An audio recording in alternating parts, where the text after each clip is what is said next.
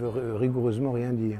J'ai eu l'occasion dans ce débat de dire que les journalistes non ne sont pas hors sol, bien, tout simplement parce que ils ne sont pas en situation d'apesanteur sociale. Hein, voilà.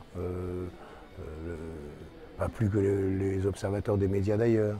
Et ça a des effets évidemment sur la façon dont ils perçoivent la réalité sociale dans ce pays et dont ils en rendent compte quand ça dépend des journalistes eux-mêmes. En général, ça dépend des chefferies éditoriales. Hein.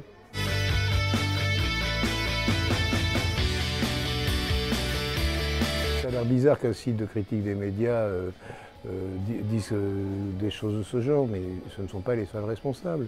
Il y a une crise économique, sociale, politique, écologique, tout ce que vous voudrez, qui fait que toute une fraction de la population est en situation de dissidence ou de révolte vis-à-vis des classes dominantes. Dans ces classes dominantes entre ce que je viens d'appeler les chefferies éditoriales.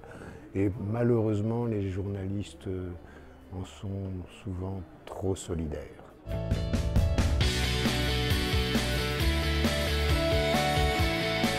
Je pense qu'il y a des tendances très lourdes qui risquent effectivement d'aggraver le mal au lieu de le guérir. D'abord, parmi les tendances lourdes qui n'ont pas encore produit tous leurs effets, vous avez la réduction des effectifs des nombres de journalistes, vous avez la précarisation d'un nombre de plus en plus grand d'entre eux. Alors ça ne gagne pas la majorité de la population. Ça les met sur le plan professionnel dans une situation qui est une situation de dépendance. C'est pas pour leur jeter la pierre, ils sont dans une situation de dépendance, il faut qu'ils croûtent. Et parfois, pour pouvoir croûter, ils sont prêts à faire, allez, pas n'importe quoi, mais presque.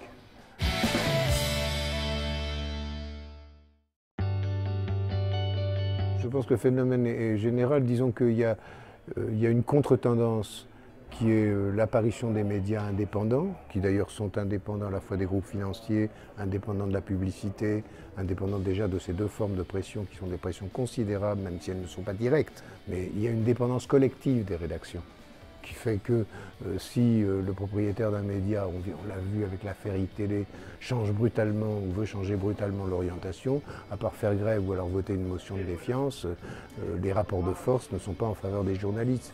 Elle l'est d'autant moins qu'ils trouvent peu de solidarité au sein de la population.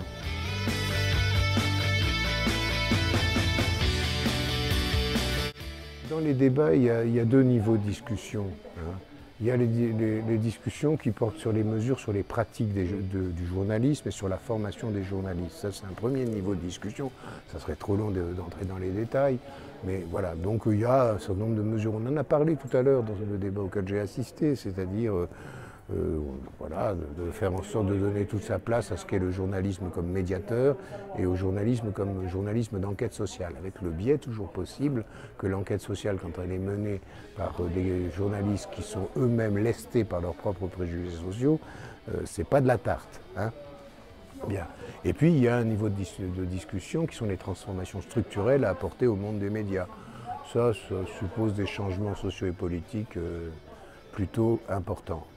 Et quelque chose me dit qu'ils ne surviendront pas en 2017.